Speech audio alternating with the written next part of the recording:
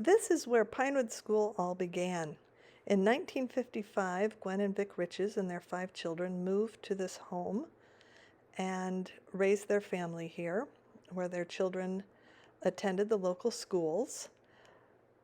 In 1959, Vic went on an extended business trip. While he was away, Gwen started an after-school program that offered classes that her children and others were not able to get during the day, such as art, music, drama, dance, speech, and public speaking. When Vic returned, he found over 100 children out and about, so he rented some space in Los Altos to house the classes. But then in 1964, they bought a new home and they transferred this house and the surrounding acreage to be Pinewood School.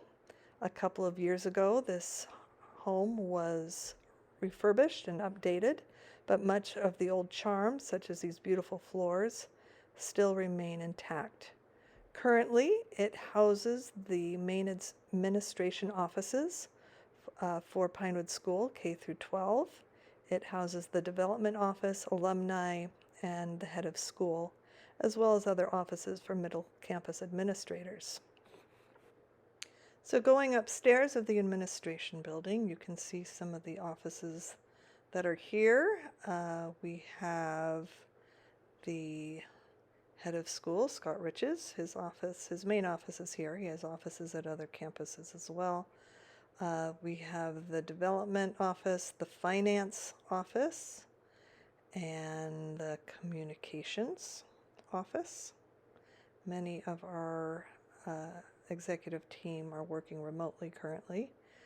There's our director of development, alumni, and our middle campus principal office. Here you will have a glimpse of our morning drop-off. This year it's a staggered drop-off where students have about a 30-minute window to arrive and get their temperature taken, a health check, and then they go to their class. In a typical year, drop-off is about 15 minutes, and on Fridays they have an assembly. But this year they could just go directly to their classrooms and wait for their class to start.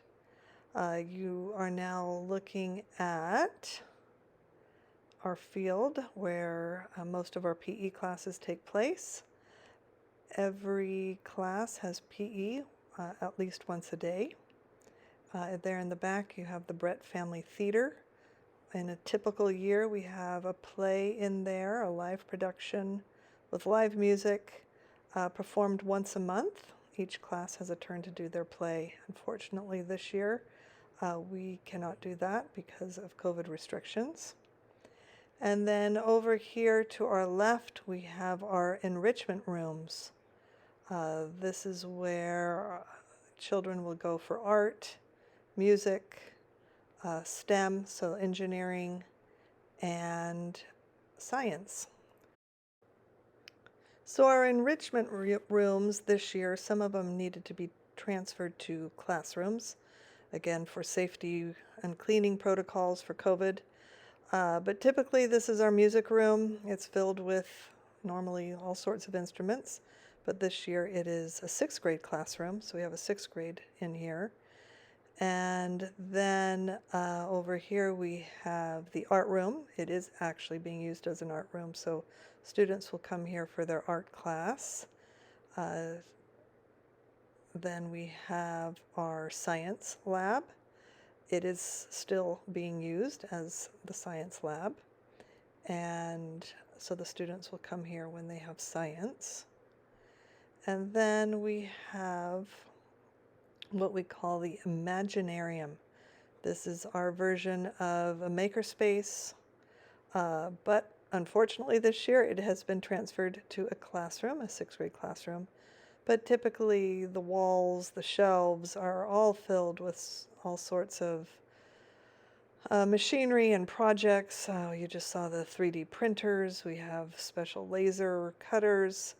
A lot of the equipment and a lot of the supplies that are typically in here for our makerspace have been stored while this is being used as a classroom. Every cohort of students has an outdoor classroom option. Here is our music class just finishing up. So all of these chairs that you've been seeing outside are all outdoor classroom options for each cohort.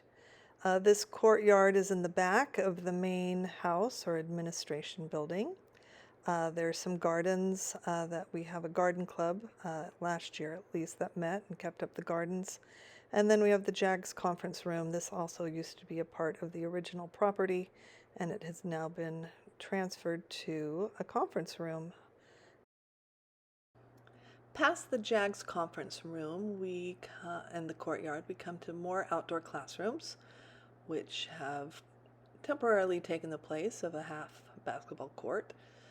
Beyond that, we have our play structure, and here we have students come for their recess. Both lunch and recess is staggered.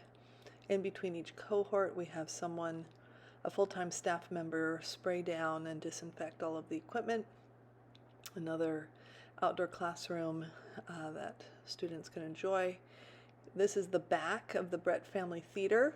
On each side are dressing rooms, which this year are being used as Zoom rooms for teachers to use to teach the remote students. Actually, every teacher has their own Zoom space. Many of the rooms have very large closets that are being used as Zoom rooms for teachers.